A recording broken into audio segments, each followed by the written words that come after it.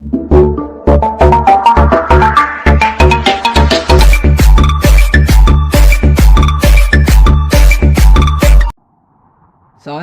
1500 ईस्वी दिल्ली की सत्ता पर सल्तनत हिंद का परचम लहरा रहा था, जिसका सुल्तान था इब्राहिम लोदी। और इधर गुजरात में बादशाह बहादुर शाह की अपनी सल्तनत कायम हो चुकी थी। इन्हीं राज्यों से गुजरते हुए बीच में पड़ता था मेवाड़। मेवाड़ हमेशा से ही दिल्ली की आंखों में चुभता था, क्योंकि दिल्ली के सुल्तान मेवाड़ के महायोद्धा विषम घाटी पंचानन राणा हमीर सिंह की शौर्य की आग में कई बार तप चुके थे। उस समय राणा राजमल का राज हुआ करता था, जिनके 3 पुत्र थे, कुंवर पृथ्वीराज, कुंवर जयमल और छोटा पुत्र कुंवर संग्राम सिंह। तीनों भाई एक रोज गुरु के आश्रम जाते हैं। गुरु संग्राम सिंह के हाथों को देखकर बताता है कि तेरी तलवार से सल्तनत कांपेगी। जहाँ तेरा दोहे लहराएगा वहाँ आसपास कोई शत्रु नहीं भटकेगा। बहुत जल्द तू मेवाड़ का भावी सम्राट बनेगा। गुरु की इस भविष्यवाणी को सुन बड़े भाई कुंवर पृथ्वीराज ने कहा, ये सब बस बातें हैं, मेवाड़ का राणा तो बस बड़ा पुत्र ही बनेगा। इस पर कुंवर संग्राम सिंह ने कहा, भाई साहब, जिसकी ताकत उसकी सत्ता।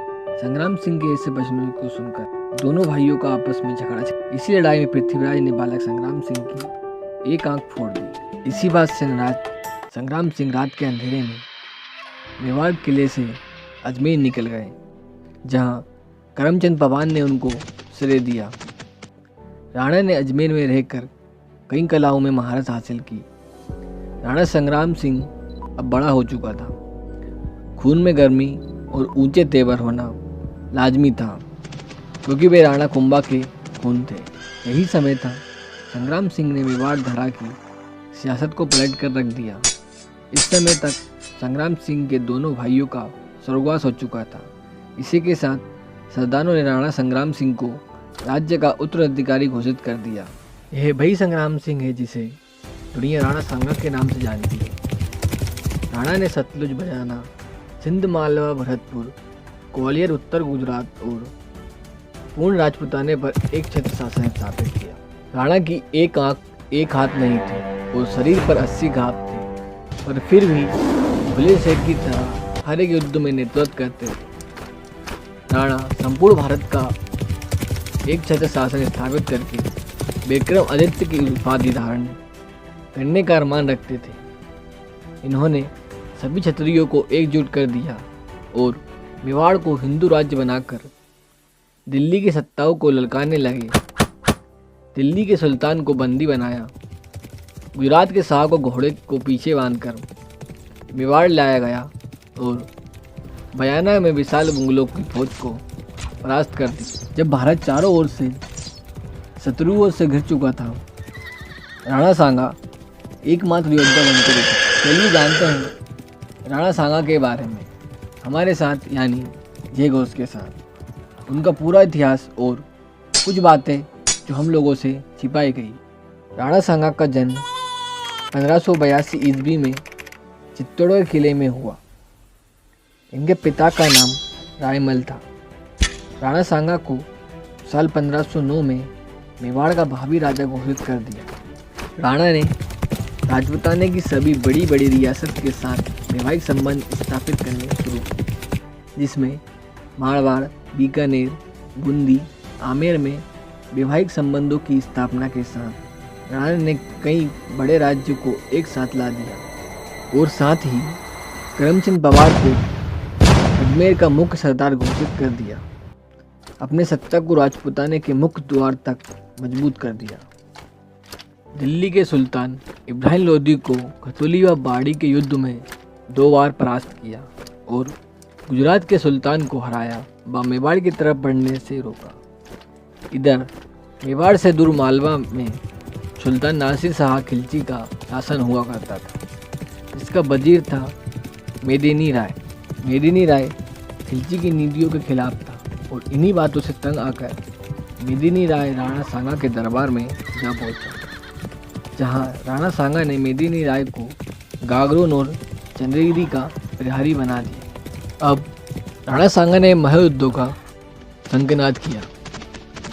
राणा की नज़र तो शुरू से ही दिल्ली की सत्ता पर टिकी थी।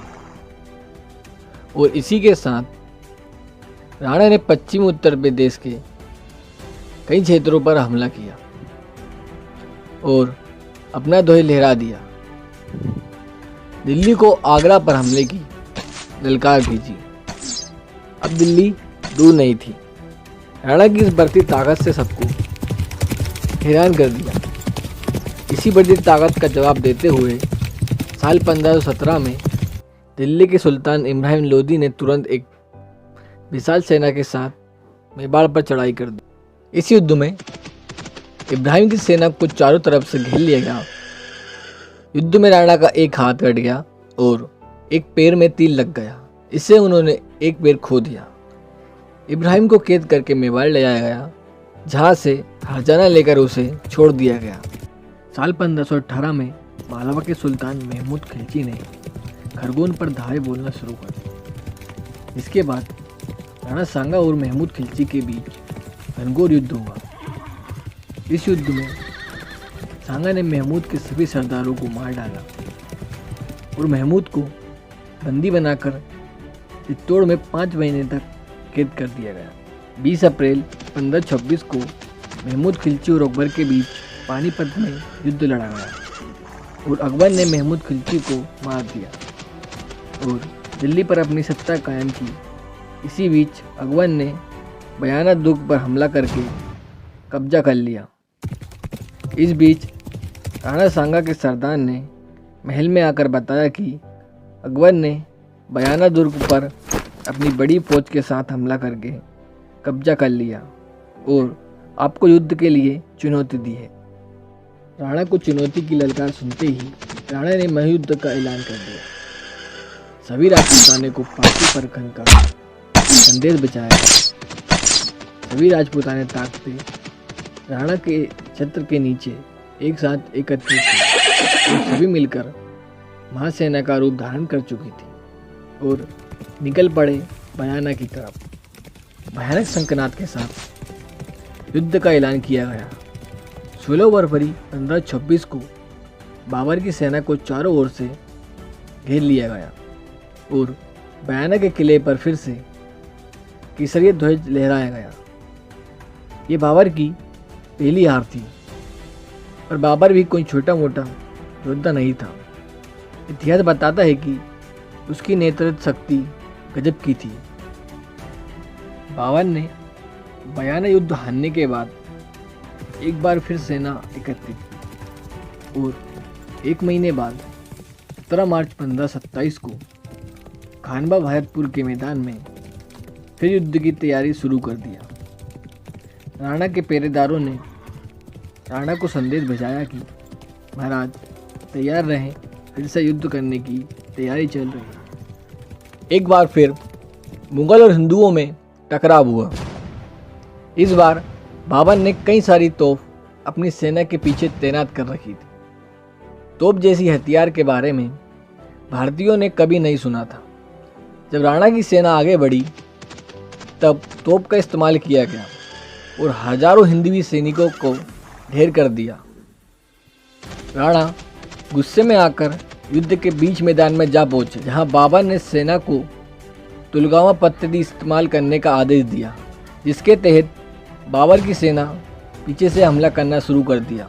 इस हमले में राणा को एक तीर लगी, जिससे वे हाथी से नीचे आ गए।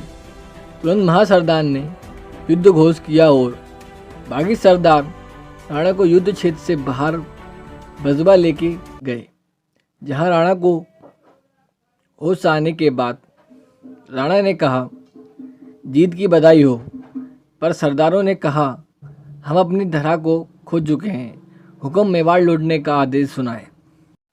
पर राणा सांगा ने सरदारों को फटकार लगाई कि कौन मुझे मेरे आदेश के बिना रणभूमि से बाहर लाया। पुनः युद्ध की तैयारी करो, हम विजय श्री के साथ मेवाड़ जाएंगे। तभी राणा को संदेश मिला कि बाबर की सेना चंदेरी पर हमला करेगी। तो राणा ने सरदारों से कहा, तैयार हो जाओ और निकल पड़ो चंदेरी की तरफ, जहां कालपी के मैदानों में बाबर ने अपना डेरा लगाया। वहीं कालपी के मैदान में राणा सांगा का स्वर्गवास हो गया। राणा का स्वर्गवास 30 जनवरी 1528 में हुआ। राणा सांगा का संपूर्ण जीवन अखंड भारत के निर्माण में बीता। उन्होंने बाबर से पहले 18 युद्ध जीतकर अपनी सत्ता को दिल्ली तक ले गए थे।